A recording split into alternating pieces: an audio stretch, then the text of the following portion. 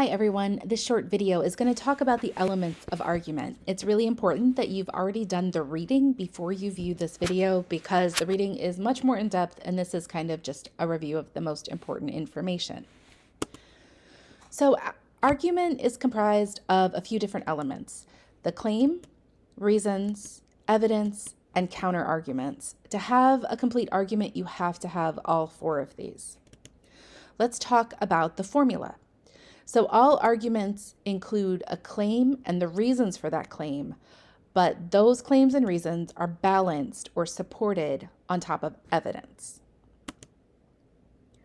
When you're making claims, it's important that you are asserting a belief or an opinion.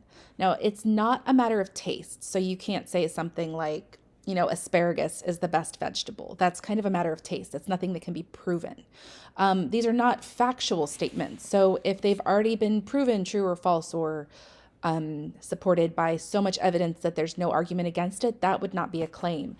And the other thing is, claims are not matters of faith. So you can't make a claim about what happens after death because these are things that really just can't be proven.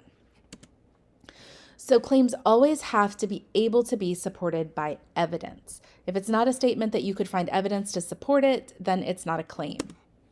They should also be believable or plausible rather than necessarily correct. So if we're proving something is factual, then we're not dealing with claims.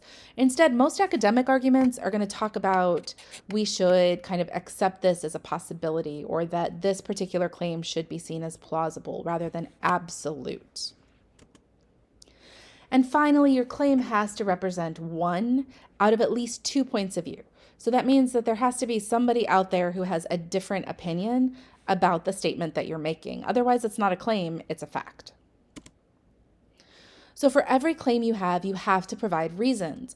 Reasons are the support for a claim or position. For instance, I think that semester should be 15 weeks because it provides the best support for students.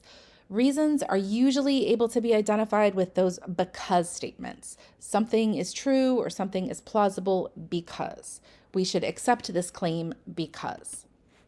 Now the thing is, reasons require evidence to prove. So the reason alone is not enough. We need to provide evidence to support that reason. Evidence is the data presented to support your reasons. That could include statistics, calculations, anecdotes, quotations, other sources, firsthand accounts. There's a lot of different ways to support and provide evidence for your reasons. All evidence should be sufficient. That is, do you have enough evidence to really prove things? Usually in academic writing, you need multiple sources of evidence in order for it to be sufficient. And then evidence should also be appropriate. So again, we're going to think about that rhetorical situation. Appropriate evidence for college level writing is often going to be reputable websites, articles and sources from college databases, things that have been edited and fact-checked, things that academics would recognize as appropriately legitimate. Now, a final piece of an argument is counter-argument. You have to present some sort of alternative position or objection. And this is really important. We don't need to think about argument as pro, con, yes, no, black, white. A lot of times arguments have multiple positions that don't necessarily diametrically oppose one another. It could just be an alternative position that isn't necessarily the opposite. It could just be an objection to what you're saying.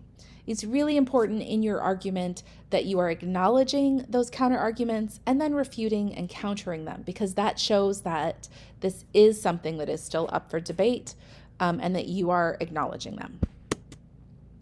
So this short presentation has covered elements of argument. Again, it's very important that you're going to the textbook to make sure that you're doing the readings for this. It provides other examples and more in-depth analysis. If you have questions, feel free to reach out through email and let me know.